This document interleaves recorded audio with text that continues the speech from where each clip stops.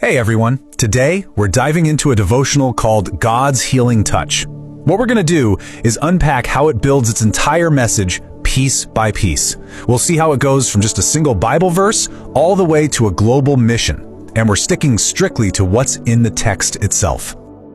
Alright, so here's our game plan. We'll start with the core promise, then see how a specific story is used to define it.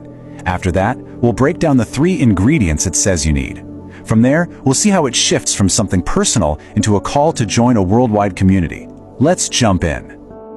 Okay, so the whole thing really hinges on one single Bible verse. It's the foundation for everything that comes after. And here it is, this one line from the book of Matthew. It's literally the bedrock for the entire devotional. And notice the connection it makes, right? It's a straight line. Your faith leads directly to being made whole. Super direct. So the way the devotional interprets this is really key. It's saying, look, the divine power is always there, but it needs something to kick it into gear. In this story, that something, that catalyst that activates the healing is the individual's personal faith. It's what flips the switch. So if faith is the trigger, what's the goal? What are we aiming for?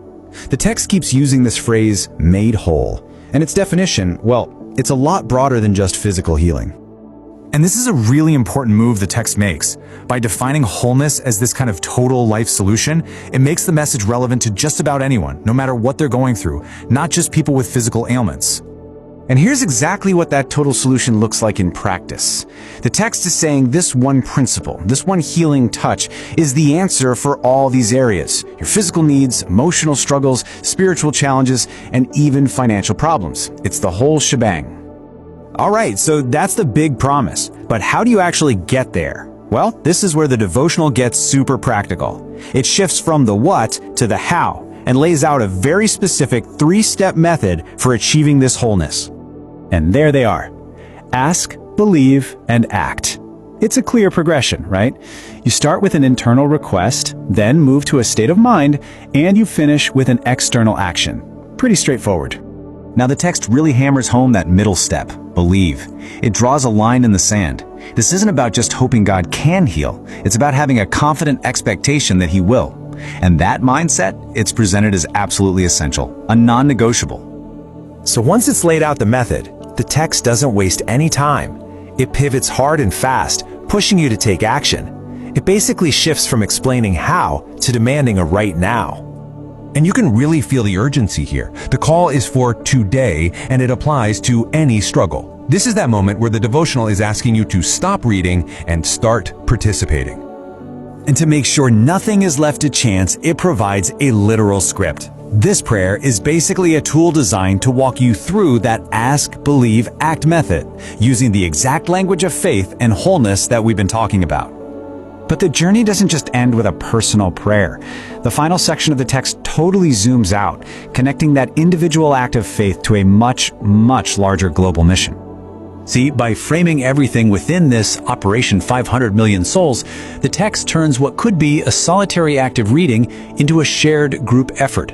It gives a name and a clear goal to the community it's trying to build. It then offers 3 really clear on-ramps for anyone who wants to get more involved. You can be a prayer partner, a volunteer missionary, or a kingdom investor. So whether you want to give prayer, service, or money, there's a defined role for you. And check this out. Nothing says global community like a synchronized schedule. By laying out these specific prayer times across different continents, it creates this powerful sense that you're not doing this alone. You're part of a 24-hour worldwide effort. And finally, for anyone who feels moved to action by the text, it provides all the practical details, a phone number, an email, and even a physical headquarters in Lagos, Nigeria. It makes the whole organization feel tangible and accessible. So when you step back and look at it, what we've really seen is a masterclass in structure. The devotional takes you on this whole journey, from a single promise in Scripture to a personal method for healing, and finally plugs you into a role in a global community. It's a complete system, designed to build belief and inspire action. Which brings us to that final, big question the text leaves us with. After all of this, what does it truly mean to be ready?